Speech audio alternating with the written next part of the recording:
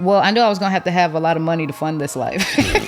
I searched into Google how to become a multimillionaire, and it said you have to have 7 ways of income. And they said the easiest way you can start is by starting a business. So I was like, all right, bet. I'm going to start a business. My whole goal was, I felt like I knew before how to tell a story. And then I was like, okay, now I'm going to prove to myself I know how to build an audience. And then I go and build the audience, but I wasn't paying attention to, well, what audience are you building? I said, hey, how you doing? I shook his hand. You gonna shake my hand? Oh, my bad. Yeah, I said, how you doing? My name is Nia Jackson. I'm gonna be a multimillionaire and I got a business.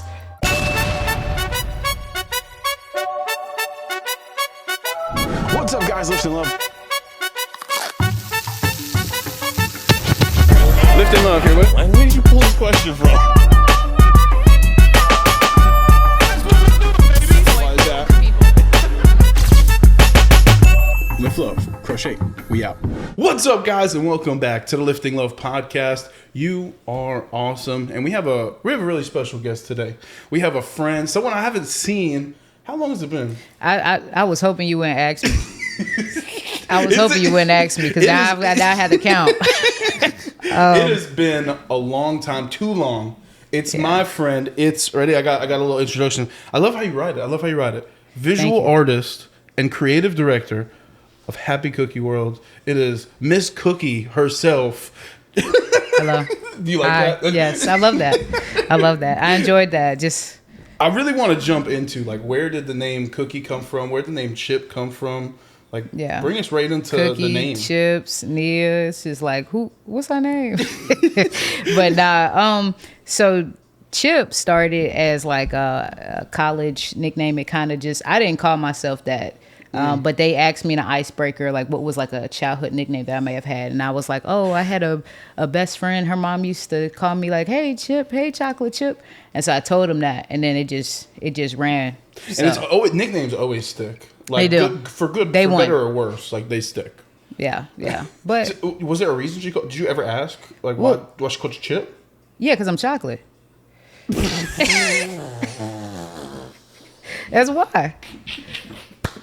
That's crazy. Just straight like that. Just straight like that. That's what it was.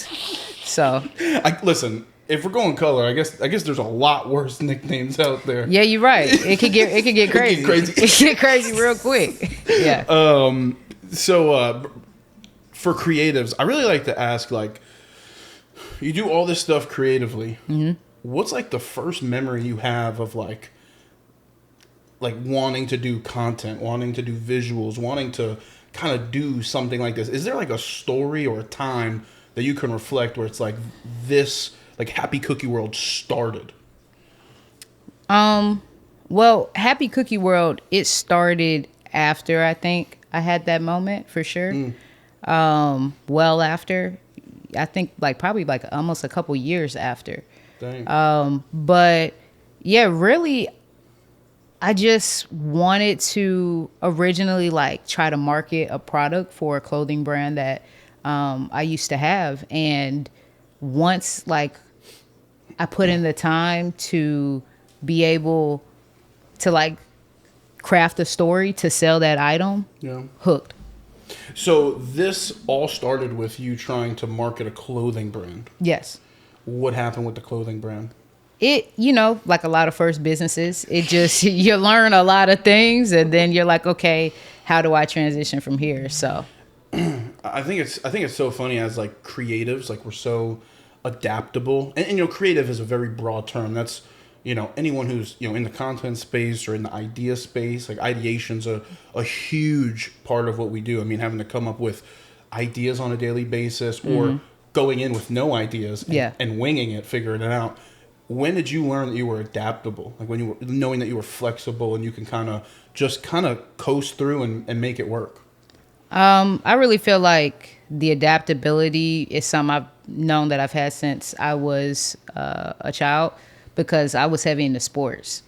So, and a lot of team sports especially, you have to be able to adapt to the new situation. If your teammate get hurt, like you gotta be the 4 today, right? And you're only 5'4", And you know you about to go up against Speaking a from 6'3" personal girl. experience. Like, you know what I'm saying? Like, you just gotta adapt to things. Like, it's unexpected. So, but I've always had that. I think you have to have that in sports because you just never know what the circumstance can be. Yeah. And so I feel like it was just directly applied from sports to that.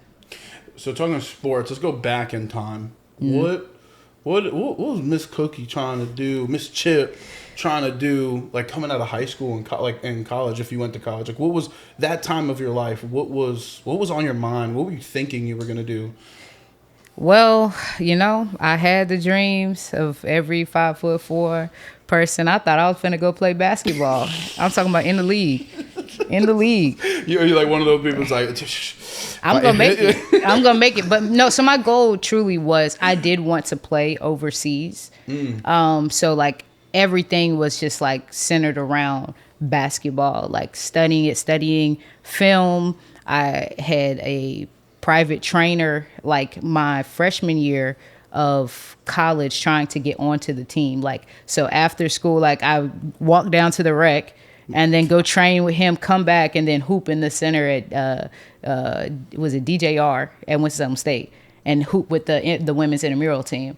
So like I was just sports 24/7. So ball was life. Ball was life. I wanted to get the basketball tattoo right here with the number on it, but I never did, and I'm glad I didn't. Yeah. Could you imagine, like, just, hey, it's right there. It's like, so you play professionally? Nah. I just, dang. But like Ball is life.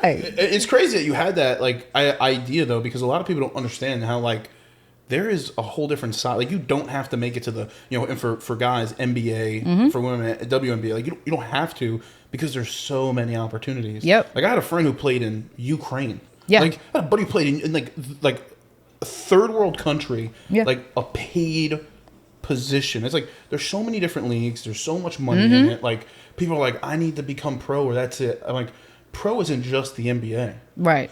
So it's a crazy world. I was a huge basketball nut myself. Yeah, and now the celebrities got leagues. You can go play in a league.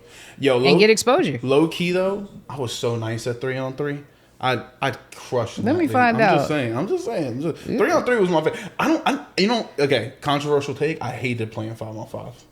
Why? I hated playing 5-on-5, especially because, like, okay, maybe I liked it to a sense because you got to weed out like the bad people. Okay, but like, rec destroyed my 5-on-5 playing days. I can't stand playing nowadays with people 5-on-5. It's like, I'm gassed after this. I'm like, I'm bigger than you. I'm way more out of shape than you, and I'm running up and down the court. Are they not trying to run up and down the court? People are just lazy. I understand. As I gotten older, competitively it's different, but yeah, dude, 3-on-3s are so much fun now. You get a little more space. You actually have to you have to compete. Yeah. Like 5-on-5, you can find the weak man on the court. Yeah, you're right. 3-on-3, you kind of have to work a little more. Yeah, you do. You gotta move. You gotta play defense.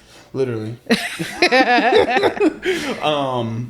So when did that dream kind of, I don't want to say get crushed, fizzled out, for lack of better terms? When did that dream kind of end for you, and what was your next move after that? Yeah, so my dream for basketball, it ended, I want to say, I think about sophomore year of college. Because I had really, really trained to get on the team, and right when tryouts, a couple days before the tryouts, my roommates at the time, they were playing not so nice games on me and basically ended up getting me sick. And I was sick as a dog the day of tryouts. I worked so hard for so many years. Was it D1, D2 school? D2. And I literally felt like when I got out of bed, it felt like everything, like every step I was taking, like I was taking twice. Like I was so off, so just done. I couldn't even like really run and warm up without just looking crazy. I was sweating, but I was cold, like, and so I didn't make the team. That's when it all kind of fizzled out. And I was like, well, what are my next steps? And that led me down a plethora of different routes that have led me to the point of where I'm at today. What are those routes? Let's explore them. Oh, you want to go into that? Okay, or so at least the highlights. I think so. Like, real. I mean, the whole premise of the podcast is how do we get here? And I think people understanding that just because life might look like this now, wasn't always as pretty, as glamorous. Like, even for me, it's like I had a bunch of opportunities I had to go through to get to where I am now. And like, if one of those don't work out, we're not sitting here having this conversation. Right. So like, what were, at least for the highlights, like what were the opportunities that kind of maybe led you to this path, or kind of at least knew, like you knew this is something I don't want to do. So honestly, Winston State really gave me an opportunity to be able to explore a different lane through one of their programs. So I was actually 1 out of 4 of their recipients for their grant program. Wow. But with that being said, I knew that sophomore year that for what I was going to school for, I didn't want to do it. Like, I realized that I had the moment of, is this what I want to do? Or is this what my parents, like what I think that they want me to do and the route that they want me to go? Like, when am I actually living for myself? Yeah. So I had that moment. And I was just like, well, originally, I was a bio major, chemistry minor. And I was like, okay, I would want to be an anesthesiologist. But I think I had really just picked that my senior year when I just saw how much they made on a sheet of paper that they're passing out in class and said, yeah, I want to do that. I think that's one of my least favorite things about like school is that they'll be like, yeah, so you have this job and make this much money. And it's like, sometimes it's really not about the money, because I'd rather make less and be happy than make all this money and like be miserable just punching the clock. Exactly. You know what I'm saying? Exactly. Real quick, what did your parents? Have you ever had that conversation with your parents or no? My parents just wanted me to go to college and period. Like they had the route of like what one should do. Yeah. And that's where they're pushing you. It's not really any like showing you other things that you could do. It's just this is the route. You'll do everything through this route. Yeah. Yeah. So like for me, it was like my parents didn't go to college. Both of my parents. My dad ended up being a very successful entrepreneur, and he unfortunately he passed away this summer. But like my mom got a GED like 5 or 10 years after high school. So like she dropped out, went back, got it. So like they both were like, I want you to go to college. My parents, but they were at least like, hey, I want you to try this. And then really it didn't end up working out. Obviously led to where I'm at now. Was there like, did they go to school? Like, what was the push for it? Like, were they, hey, we went to college, we had a successful life, this is what we want for you? Or was it really like, I want better for you than I had? Well, I think from their standpoint, so they both went to college. College was the way that they were able to make it out of their situation. And so it's like, this is what you should do because this is what has been proven to them almost. Yeah. Like a projection. Like they projected it on you. Basically, yeah. That's what that is. that, my friends, is called trauma. It's like the SpongeBob episode. And debt. I mean, it's so funny, too, because, like, even... So I coached for, like, 14 years going back to basketball. So many kids that came through the programs I coached at, it was not their dream. And some of them were just gifted naturally, but it just wasn't what they wanted to do. Yep. But the kids you knew who were there, who maybe weren't the best, but they worked their absolute butt off, like, that was their passion. That was their dream, and they couldn't be told anything different. So... After that, what did you end up switching majors? Did you end up finishing your degree? What happened there? Well, I mean, if we fast forward to it, I dropped the fuck out. That's what happened. So I made a master plan. Oh. Yeah, I made a master plan. Okay, so first off, I need to ask, was this like evil villain Cookie just like sitting down there and was like, I got a master plan, or did you kind of know going into dropping out that you hadn't like at least something to go for? Yeah, it was the moment of like, okay, you know what? I think that I'm about to take the driver's seat of my life because I just realized as I keep going to class, like it's gonna be me at this hospital working. And I'm not trying to work at a hospital. It's like, hey, mom, dad, you guys want to come to work for me? Right. If you gonna jump in my body and punch it for me, cool. Do whatever you want. got it. Just make sure you go to my bank account. Yeah. That's all. Just make sure that. But like, this is not what I want to do. And I realized, like, I'm going to be the one that have to do this. But my whole life, it really wasn't. I don't think it was much options outside, again, like I say, of that framework that was like, this is what is proven, right? And so I really just started to think for myself, honestly. Yeah. And I'm not ashamed to say that was the case my sophomore year of college, but it's just kind of like, if this is all you know, like, that's just all you know, so Literally. at least I know now. 100%. So yeah, then I just decided I was like, what I'll do is I'll research, and I went on Google and I said, how to become, like, I didn't know what I wanted to do, but I knew how I wanted to live. So I was like, okay, that's something. Yeah, and so I think at the end of the day, it's a start. And a lot of people don't even know that. And that's the problem. It's like people project on their kids, or, kids will see other people being successful, and it's like, oh, I want to do that. But it's not really what they want to do. But I mean, honestly, for you to have the awareness to be like, I know what I want my life to at least look like. Yeah. And there could be several different roles or different paths that I take. I mean, credit to you for having self-awareness. Hey, I appreciate it. Shout out to God for giving it to me, because honestly, it just clicked in my head. So I think that's him. So you just like searched it? Like, hey, this is what I want my life to look like? No, I just said, well, I knew I was going to have a lot of money to fund this life. So I decided I searched into Google how to become a multimillionaire. And it said, you have to have 7 ways of income. And they said the easiest way you can start is by starting a business. So I was like, all right, bet. I'm going to start a business. Right. This is no idea. 18, 19-year-old me. No idea what to do. I'm just with Marshawn Lindsay. I'm just here so I don't get fined. That's all I got. So I was like, okay, well, I know a guy. He real fashionable on campus. Like he say he into designing. So I'm like, yeah, I'm gonna talk to him. I'm like, I know another guy.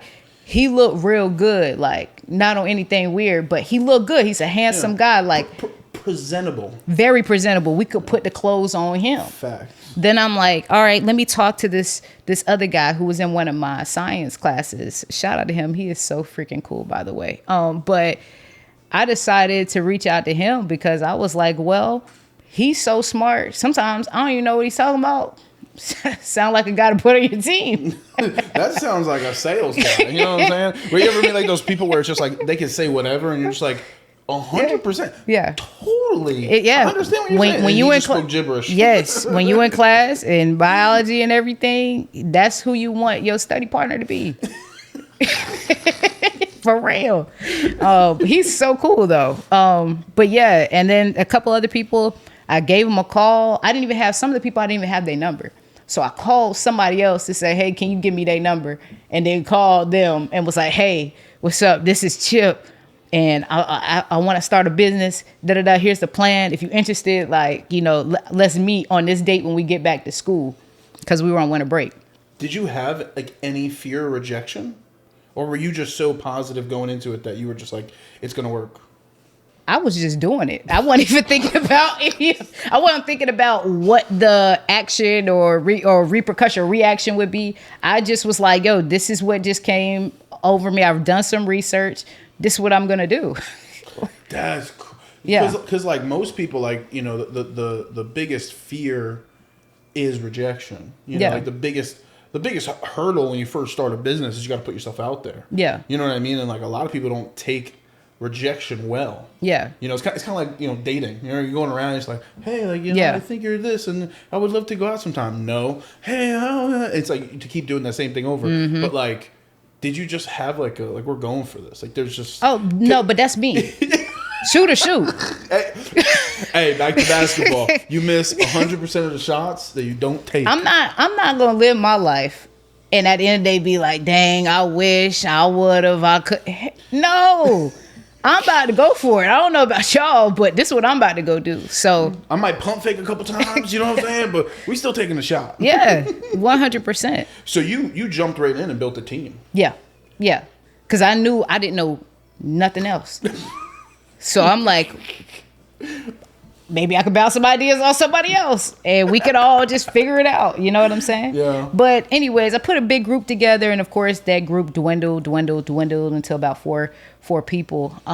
And we actually ended up, bumping into some people by me being, again, that ballsy, shooter's gonna shoot. I ended up talking to this other guy, like he's an old guy, went to an event. I didn't go to spring break that year, went to an event, and he was like, hey, I'm the county commissioner. I didn't even know what that was. Damn. And, he was just interested in me, and I was just talking to him because I just walked right up to him. I said, hey, how you doing? And shook his hand. You gonna shake my hand? Oh, my bad. Yeah, I said, how you doing? My name is Nia Jackson. I'm gonna be a multimillionaire, and I got a business.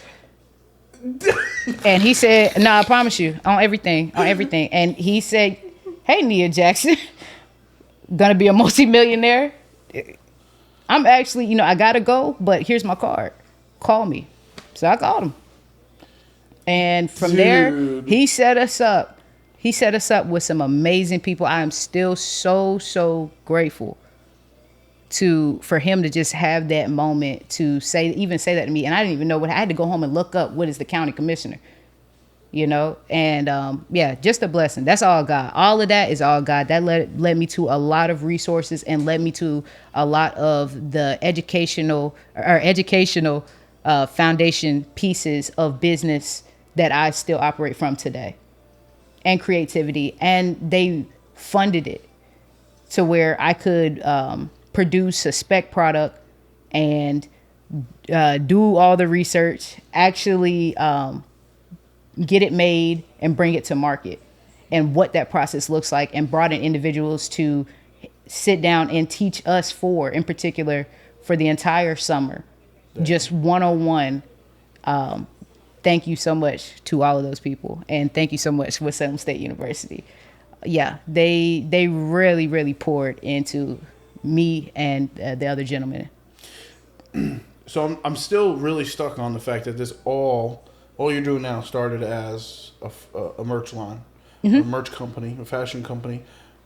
What ended up happening? So you do all this stuff, and this was all for merch, correct? Yeah, this was all we were making the products overseas in China, and we would try to sell them. But and then eventually it was like, all right, we had a good thing going on campus, but it had to expand outside of that. And you start to reach, well, how are you going to now market this? And then it's like, well, video. This is before TikTok.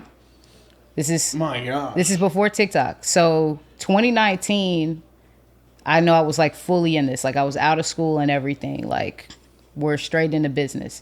And I was in another grant program at the time that, again, was still kind of linked with the county commissioner at the time, who he plugged us in with. So we were in a separate grant program at that time. And again, a lot of those programs, they made us use the money towards assets. So making sure, like, it's not like, oh, here's this cash in your pocket, 20, 21-year-old you. No. Like you have to purchase things that are going to make you money. That's the rule. Dude, this is a sick program. Yeah. Is it still around today? I'm not actually sure. Because I'm just so curious if more people got that fundamental base of hey, not only are we going to invest in you, but you need to invest in yourself. You need to build the foundation for this to be successful. And then, hey, here's the little push. Yeah. Right? I feel like there's not a lot of programs like that. Or at least I don't know of programs like that. How, without that program, are we sitting here having this conversation today? Yeah, it was two programs. One was with Winston State University, and then one was with the city of Winston-Salem in economic development.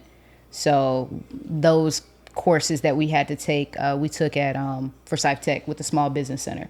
And we're at classes with, I don't know if anybody knows, but Mr. Alan Younger. Also, we would go, I would go to networking events like Venture Cafe with Karen Barnes. These are all really great people. So if anybody ever knows them, they're amazing.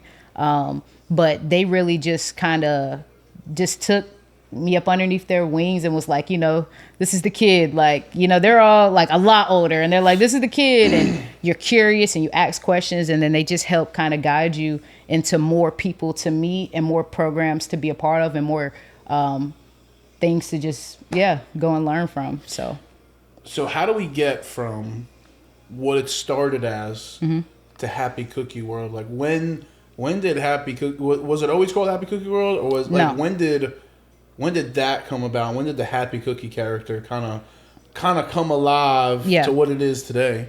Yeah, so that probably was around, I want to say 2021. So I guess I marketed my life as like Happy Cookie. The name was made sometime during my TikTok era. So when I first, I had popped off on TikTok and was doing that for a good chunk of, most of my income on TikTok a couple years ago. How much were you making? If you don't mind me asking. Yeah, I can't say that on camera. I was making some money. You were making enough to live? Yeah. Good. Appreciate you. Good for you. Yes, I appreciate it. Dang. Yeah. I'm gonna ask you that off camera too. Yeah. But yeah, I had that, you had a couple of side hustles here just in case, and then I was working with some clients as well. So it was a combined thing, but it was my first run at like, okay, I'm an entrepreneur. Yeah. Hey, how many streams of income did you have coming in at that time? It sounded like 5. 4. Look at that. 4. You got real close to that 7 incomes that they were talking about. Yeah, 4. It was nice. It was nice. Yeah. Go, but continue. My bad. I kind of got off track. I didn't know that about you. I didn't know that you were a creator on TikTok. Yeah, you can look me up. Happy Cookie. That's me. Yeah. And then I made my experience, but just dramatized of like growing up black. Okay. And the 2 characters, it was like Dina and Nia. And I was using some of those skills of starting to market those clothes. I kind of transitioned and started taking acting classes, was looking a lot into directing, into writing, into lighting. And so that's where that was birthed, because it was like, how do we make these videos better? And so then started to take the initiative to learn, and met some amazing teachers there too. Met some great people there. It just made me smile just thinking about that. So that led us into there. And then I was like, you know what? I feel like I'm starting to get a hang of the storytelling thing. So let me tell it in shorter form. Now that TikTok's out, I was like, I really think I could blow. Like, I was like, I don't know. I feel like I'm funny as hell. And, this shit gonna pop. Yeah. And it popped 6 months in. 6 months in. So one of the first times we talked, you were doing something with black artists. You were like reaching out to people all across, I believe, not only the country but the globe. That's right after that. That's right after that. Mm-hmm. Oh my right God. After that. So Happy Cookie is where that was my name on TikTok, and now my name on Instagram as well. But when I was creating that, I felt like I hit a ceiling for myself. Because I was trying to figure out, okay, what are the next steps? Like, how do I take this monetization to the next level? Yeah. And I realized that my whole goal was, I felt like I knew before how to tell a story. And then I was like, okay, now I'm going to prove to myself I know how to build an audience. And then I go and build the audience, but I wasn't paying attention to, well, what audience are you building? I just went to go build an audience. And so what ended up happening was I had an audience full of children. And they're one of the hardest groups to monetize, because you got to go through the parents for the kids to get what they want. And I realized, like, dang, is this even something I want to go further into with this particular audience? And if not, when or how do I pivot? And so that's where the pivot ended up occurring. But what had inspired that thought was I was getting paid, and I'm making these 6-7 second videos, and I'm looking out, and at the time I'm living in Winston-Salem, I'm looking out to some of the community of artists there, and I'm like, bro, they're fire as fuck. How are they not getting paid? Trying to like spread the wealth. Thus, the Happy Cookie World was born. And I'm like, what if I can kind of help service them in that way? Because it's like, I knew, like, okay, what I'm doing it well, and I'm tough. I'm like, yo, these people fire for real. Like, they deserve this way more. They deserve way more. Yeah. Way more. How are they struggling? And this was artists specifically, like musical artists, or just like creatives? Creatives. Just creatives. And I'm like, ain't no way. This is crazy. It just felt weird. Like, it felt like lopsided. Like, this don't make no sense. You should not have to punch in if you don't want to. Because, like, look at your work. This is crazy. So, yeah, the Happy Cookie World was born from there. And I loved it. I think it was so cool because, like, you know, and obviously in everything you do, there's niches. Like, you have to have, you know, everyone always says you have to have a niche. And, like, for you to create a niche for people who, I mean, just a couple months or a year ago, I don't know exactly, it went in the timeline, however long before that, like, you were trying to do that. So now you're working with people who were like where you were, and like you're just bringing it together, trying my and best, showing like, hey, like, this is what I'm doing, this is how to do it, and then like collaborating with them. And that's where me and AG met. Love AG. Love AG down. Love AG down. What a dope dude. Love AG down. But that's how me and him met, because we had took classes at the same studio, acting classes at the same studio. And then one guy that was in my class was in his class, and then he linked us up, me and AG. And so I decided to start including AG onto my TikToks to try to bring people over to him as well, because I'm like, he's so freaking talented. So I ended up like creating his character within my story on TikTok, within that world, because I kind of like started building out, like, it wasn't just like one-off videos, but I started making series. Like, is that when you really saw growth? Is it with the series? No, I saw the initial sparks of growth was just off of quick hits, like you get it real quick and you laugh and it's gone.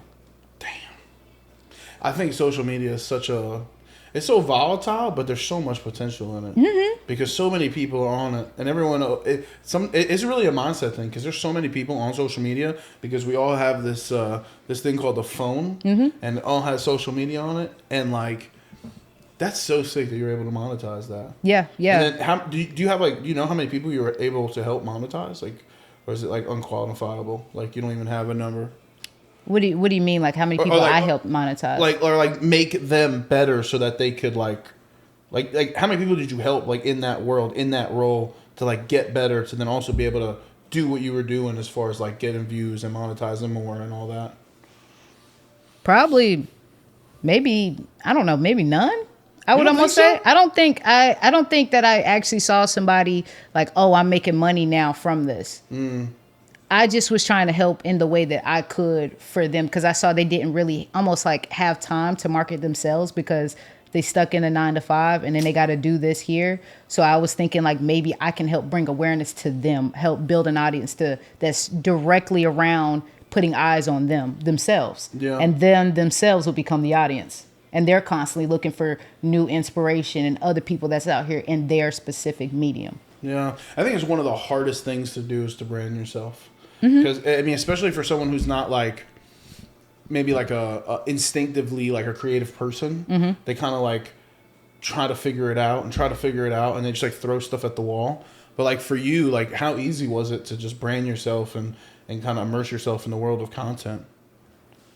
I don't want to say that it's necessarily easy or hard. I just feel like my mindset is, it's just like whatever I'm living, you know what I'm saying? And then, and you're capturing that, like that.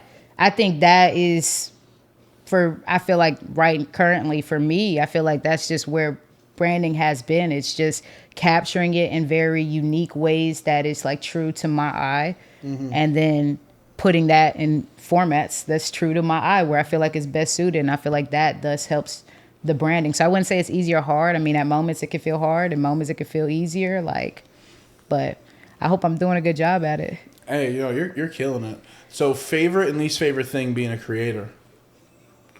Favorite and least favorite thing of being a creator. Favorite thing is like the attempt of trying to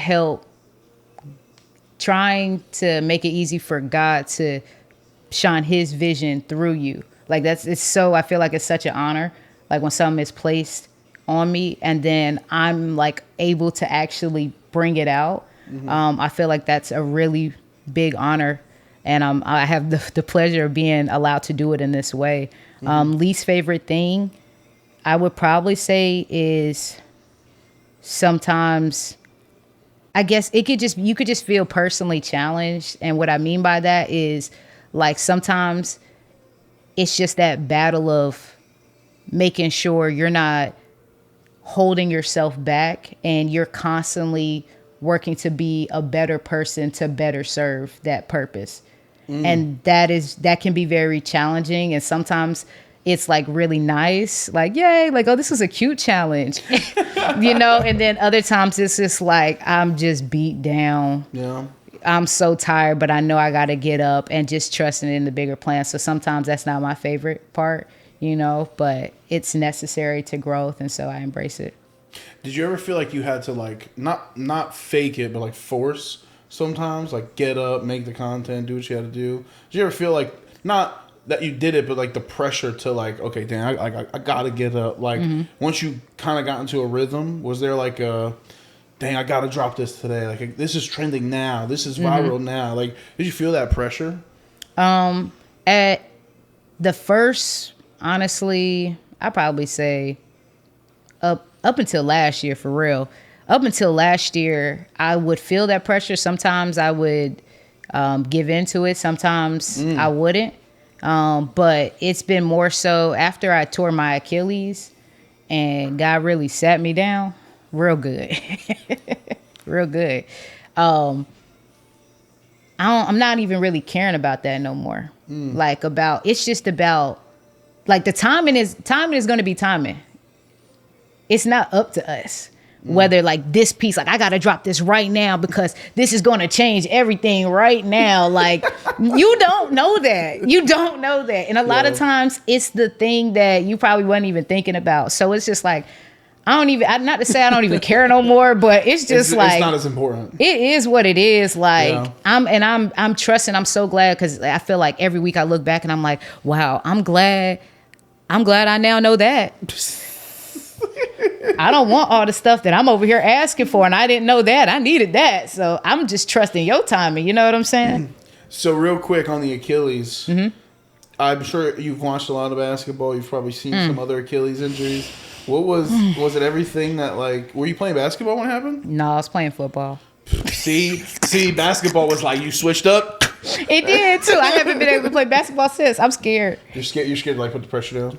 No, I mean, I work out, and it's just like, so that makes sense. Like, why wouldn't you go out there? But I think it's just like a mental thing. And then also too, I'm trying to make sure I'm smart about my movements. 'Cause it's just like, all right, if I get hurt, who gonna lug this equipment around to these client shoots?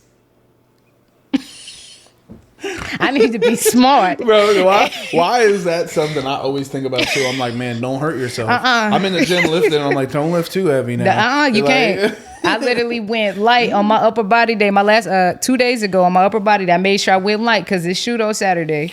Dude, let me tell you, I had one day I was like, man, I'm just gonna go heavy. I went super heavy.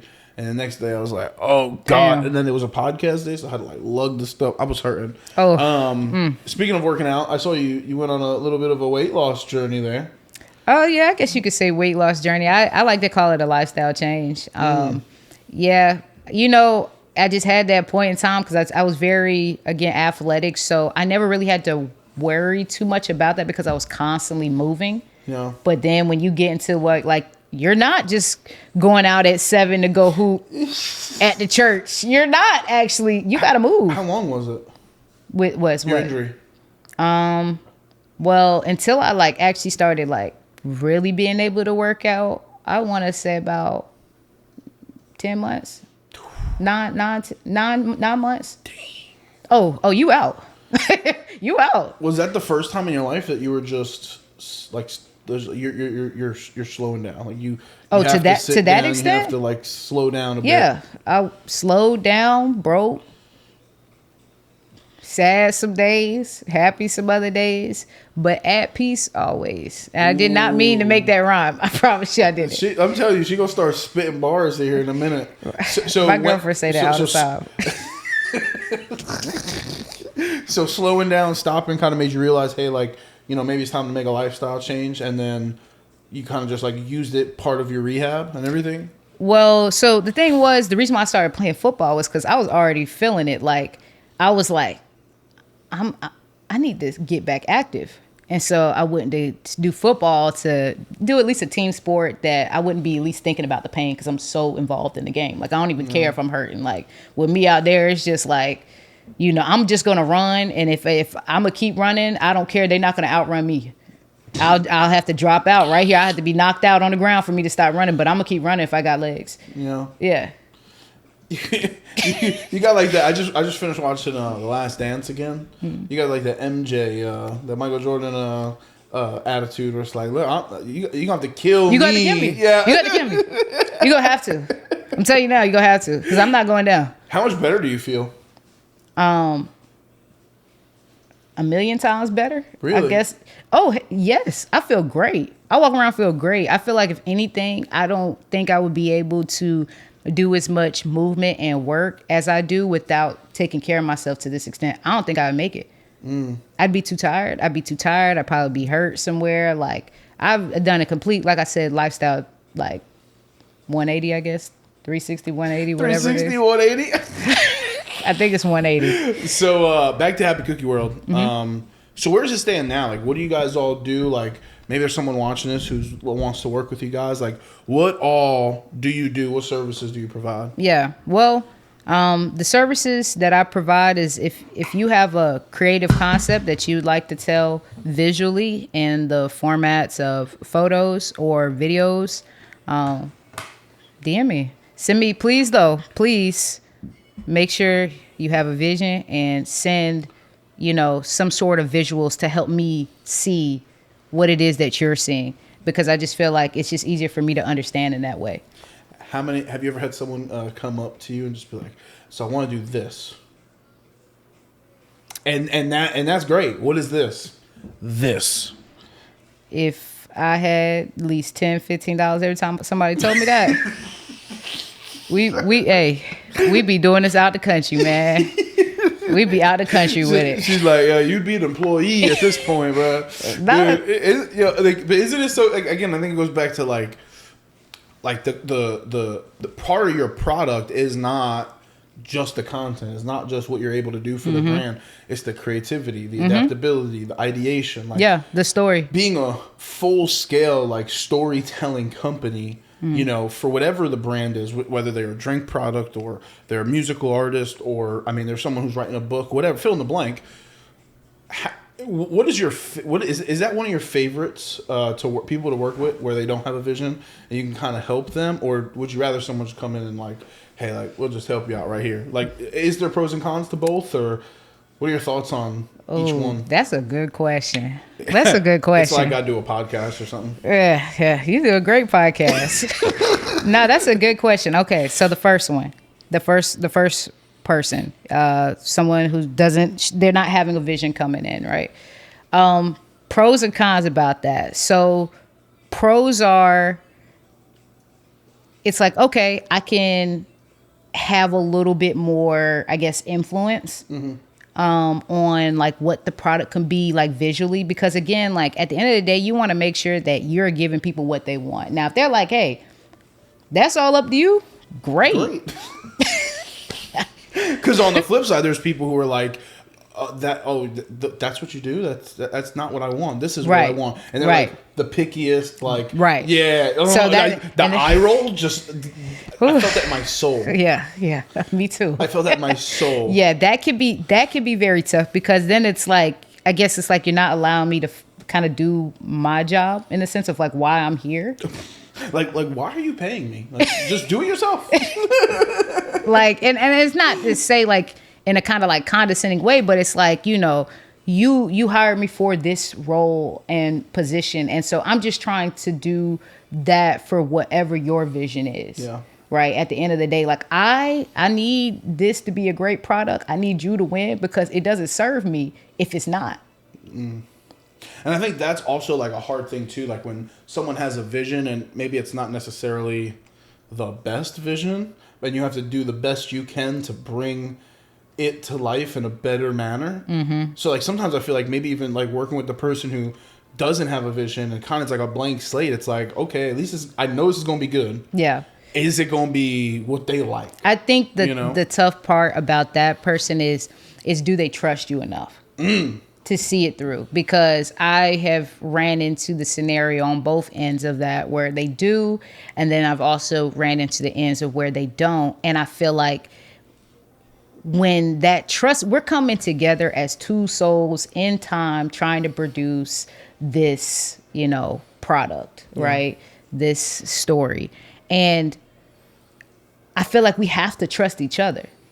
I have to, it's in our best interest because I feel like we can get the best product in that way if we do trust. Because if I halfway trust you, maybe I didn't give you enough rope and now we're short a couple dollars. Like, you know what I'm saying? Like, we have to trust each other the same because I'm trusting you taking you on as a client. Because I could have said no to this and said yes to this. So it's both of the coming together of that, and we just have to trust each other. Yeah, man. One thing I learned, real quick, I want to shout out one of my. So I used to rap way back in the day. Okay. No trust, no us. Such a simple equation is one of the lines I said. Period. Period. Right? You know what I'm saying? That was deep. No trust, no us. Such a simple equation. Such a simple equation. You know what I'm saying? That was a bar. That was Len Dog back in the day. Anyway, no. One of the things you said was, like taking on a client is a risk. Because you're attaching your reputation to them. Mm-hmm. Like some people might look at it as if they succeed or fail, it's because of you. Yep. You know what I mean? Yep. And more so if they fail. Yeah. Like if they succeed, people could be like, oh, well, they had passion. They was hustling. They were hungry. They were getting after it. But if they fail, it's like, but that, that one person that did the visuals. Right, you know what I'm saying? But what did you hand them though? Exactly. Because it's like, if you gonna give me just let's say a wooden skillet and a rock for some cheese. Bro, easy. I'm trying my best. But like, if you could get me the cast iron, and you could get me a 98% lean steak, we can really do some stuff. Yeah. And it's like, it's difficult when you're in both those situations. It's so difficult. Listen, all I know is, y'all, if you're listening to this and you ever want to work with me, just understand I'm going to do my best. Yeah. I'm going to do my absolute best. And yeah, you're going to get 100% out of me. You're going to get a great teammate out of me. But I think going back to, like you said, like tying yourself to people is like, man, it's like, yeah, you have to have that trust, but like also like you don't have to say yes to everybody. Yeah, I don't. That is something I learned really late. So I'll give an example. I had a client one time, and I go a little really in depth to what they did, but basically they had multiple products. So I was like, okay, this is at a time where like, yeah, I did photography, but I didn't do professional photography. So I brought someone in, paid for it. They didn't have to pay for it. It was extra on top of the services I'm providing. Professional photographer. Like this shit could have been in a magazine. Like, think of a magazine cover of like something on a table. Looks beautiful, right? That kind of quality. Brought it to them, organized it. I did all the things I needed to do. I was like, yo, this is lit. This is a great month. I was like, I didn't make any money this month, but like, I'm chilling. I have a happy customer. I want them to succeed. Yeah.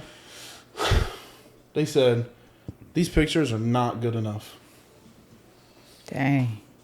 I'm like, what'd you do? I'm like, what? I'm like, what do you mean not good enough? This is a professional photographer. You can't, like the amount of money and person you would have to bring in to get higher quality pictures than this, you'd have to pay thousands and thousands of dollars. Like perfectly good. And I'm like, in that moment, I was like, and she like started crying. And I'm like, what's she crying for? I just didn't understand. I'm like, it's not like I gave you awful pictures. These are fucking amazing pictures. Amazing pictures. Like again, I don't understand if like if they were terrible quality, if they were like blurry and crappy. Like these are stunning pictures that they didn't have to pay for. It was just it came out of my pocket, whatever. And in that moment, I was like, damn, you really can't say yes to everybody. Because I said yes to them because it was like a friend of a friend, and I gave them like a discount because they were just starting out. And like I went above and beyond and did everything I could, and they were just like, that's not good enough. I'm like, but now it's funny because the content they put out, they just draw from their phone. So like sometimes people's version of quality Oh, it's different. is so different. I'm Yeah. like, so you're posting that garbage right now, but the professional stuff that I made for you and organized that you didn't even have to post. They didn't even have to post it. I did all the posting. Like I was like, in that moment I was like, going forward, I'm being so picky with who. Like I literally from that I started doing free consultations. It's like, I'm gonna come in here for an hour, do some content, and I want you to tell me straight off the bat, do you like this? Do you not? I want to see how they interact with me, because like it's so much more peace of mind. Like the two customers I deal with now, like two out of the couple customers I deal with, like we have such a good relationship. We talk on a regular basis. Like there's an open line of communication. Like, but that started me consultating people. Like, hey, I'm coming in.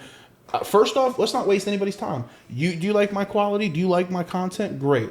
Do I like you as a person? Like, this is a two-way street. You know what I'm saying? So, like, learning to say no was a huge part of it, because linking your reputation, and sometimes people are just so demanding. I can understand everything you said. I really can. Just know that somebody out here relates and understands. I do get that. What I try to do with that process is I ask people. So I do like, I guess, like discovery calls in a way. Yeah. And so people are interested in working with me or have some sort of idea. I like to hop on like a 30-minute call to get a gist of like the idea, just kind of how they are, where they can actually kind of hear or see me interact as well. And then I ask them, you know, straight up in the way of, okay, you know, I see that you've told me like, oh, you like my work and stuff like that.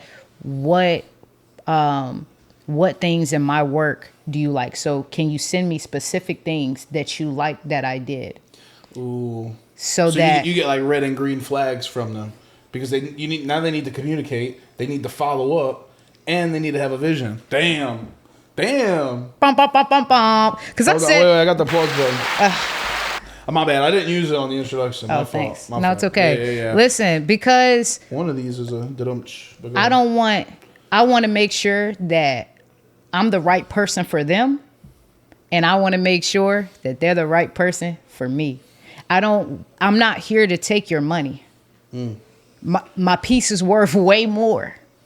I want to be able to look back when I'm like, I don't know, 70-something, 80-something, back in like those like documentaries, and you like, boy, I remember when such and such and I, we went and we shot this and we made this thing that was so cool. Like, man, I need to call such and such. Like, I want to look back on it like that, because I don't want them, I want everybody to have the best experience possible. And if there's like, say for instance, if we kind of get down into it a little bit and it's kind of like, oh, maybe I'm not the right person for them.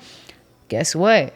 I know all these people that do work. And so I can help get them to the right person, because it's all about the experience. I don't got to have you right now. This is not going to be the crazy like difference maker and all of this. It's all going to be on God's timing. So I'm never pressed about any of it. It's just like, is this right? I'm praying on everyone before I say yes. Is this right? It's not about the money. Is this a great fit for both of us? That's all I care about, because I just want everybody to have a good experience. Yeah. Last couple questions here. As I told you, 45, and we're at 52. So I know, bro. You can just talk. You know what I'm saying? We can just talk.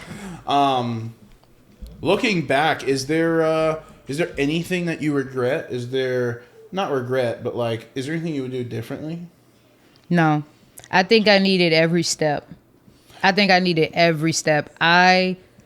would not be with the awareness that I have, with the gratitude that I have, with the love that I have in my heart and the peace that I have all around me, if I didn't walk every single step, you know, like, yeah.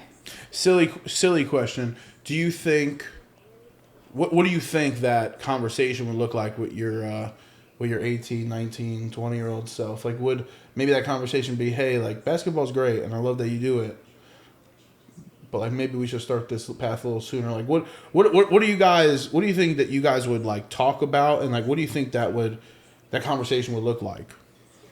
Okay, I would probably. You want to know the truth? Mm-hmm. Okay, I'll probably be like, "Hey, fuck it, keep doing your thing, keep having fun, keep talking to everybody, keep being the person that you are, keep having that fuck it mentality, because that's what you're going to use when you are doing the thing that you want to do. It's gonna be all of that, like all of that, those parts of Nia, like yeah fuck it." Yep, work out 2 days. I didn't do that when I was at that point. Do it 2 days. You know what I'm saying? Yeah, because you out there I know like, that hire a trainer. Right, that younger version though, like they have the recipe to be successful. They already have it. It's just about walking in that step to figuring out what is your path, what is your purpose. Like, yeah, 18, 19, we were set. You know, it's so funny. Like when it's such a funny cliche question. But you know that like we have a younger version, and then we are currently the younger version of ourselves that we talk about in the future. Yeah. Nah, that's it. That's facts. I find that that's facts. I'm the younger version of the older version of me. Last two questions for you, and then first of all, I just want to say I really appreciate your time, and you are literally killing it. Like, you're doing such a good job. I appreciate it. And I want you to keep it up. I'm so happy I was able to make this happen. This literally happened on a whim. Like, when I tell you, this is cool. I think I reached out like a week ago, and I was like, I have this crazy idea of coming out and shooting podcasts, and like I reached out to like 7 different people, and again, I just appreciate you coming on. This has been awesome. Nah, this is cool. I'm so glad we could just see each other again. Dude, I'm like, wow. Okay. It's been since the show we did, literally the Staff Fest that we did in North Carolina. God, how long? We're gonna find out how long that was. Yeah. But last two questions for you. How does somebody get involved? Or if they want to work with you, like how do they get in touch with you? Social medias, all that, and also like what does that process look like? I know you mentioned the discovery call. Mm-hmm. How can people get that information? So right now you can DM me. I don't have a website up. We're working on that. The photos just got, the photography just got added to the repertoire. So I want to make sure everything is updated and adjusted for the new year. So look out for that. But right now people can just DM me, introduce yourself, let me know what you have in mind. And then we could just hop on a call and just figure out is this moment for us? So. Dude, you're not ready for this. I went and looked back. Oh, this is crazy. I just want to say, October 27th of 2023. Dang. It has been. It's almost. It's been 2 years. Yeah. Over 2 years. Over 2 years. Isn't that crazy? Yeah, it doesn't feel like that. It really doesn't. Oh my gosh. Life was so different back then. Yeah. What if we just you was like 50 some and I'm like 50 some and we just on the podcast again, like, yo, it's been 30 years since we had her right. on the podcast. That's crazy. But I do want to say one last thing though. I want to say I'm so thankful, one, to God for just even allowing me to just even be here in this moment. And two, I really just want to thank my girl. She is so amazing. And she is the best support. She over there, y'all. She's the best support. She drove over here so I didn't have to. But she's the best support ever, and go get her magazine, shop her Depop, and just follow her on Instagram for all of the looks and all the good vibes. I just love her so much. Her name is Shalise, and it's at iam.Shalise. That's her name. All right, and you can put the script down now. And then the last one, shout out to Shalise. What a cool name. I'm telling you, man, I'm so envious of people with cool names. I wish I had a cool name. Lenny. I told you I like Lenny. but you know second Lenny. That's crazy. I know two Lenny. He's really cool. And we need to meet. We need to have. I feel like I tried to tell you this at Sweaterfest podcast. Lenny Squared. Like we should have a Lenny Squared podcast. He's really cool, and he's into like video work, documentary work. Now he fire. Lenny fire. We have to get the connection after this. I'm going to have to get the contact. Yeah. We can reach out and set something up. He tough. That would be a Lenny Squared podcast. Crazy. Lenny Squared. And the absolute last question. We ask every single guest. It's the last question. Okay. For anyone watching this, what is the best piece of life advice that you can give them? Always check in with yourself and making sure that you're walking in your purpose. Why's that? Because what else is you going to do? You going to walk in somebody else's? Like, you're here for a reason. So walk in your purpose, whether that upsets people, whether that makes them super happy, whether whatever, you just walk in you. Every interaction is meant to happen. Every reaction was already meant to happen. So just trust in that, trust in your timing, and you're going to be good. Thank you so much for your time. Thank you. This is cool. Y'all Right? come out here. This is cool. Make sure you listen. It's kind of hard not to look at yourself when you're like. Oh, I've been looking at myself. I'm sorry, y'all, but I was looking. But shout out Happy Cookie World. Yeah. Chip. Yeah. Nia. Whatever. Nia. My fault. It's okay. My bad. Sorry. That's the Yankee in me. Yeah, it's okay. Mispronouncing everything. You from Jersey, right? I'm from New York. Oh, you from New York? She didn't even know where I was from. No, I'm just kidding. It's up close. You from New York? My girl from Philly. Your friends are from Jersey. That's what it was, wasn't it? Aren't your friends from Jersey? No, they're from movies? No, they're from Long Island too. They're from Long Island too? Yeah, we're all from Long Island. They're from like Nassau, so it's like way out. But we're all from the same place. Wow. Okay. Cool. Yeah. Shout out movers. Fag. Shout out movers. But thank you so much for being on the pod. All her social media is going to be in the description below. Go follow her. Period. Just follow her. Doing incredible work. Thank you so much for coming on. Wherever you're getting this podcast, hit that follow button. Subscribe for more weekly podcasts. But most importantly, guys, until next time, lift love, crochet. We out.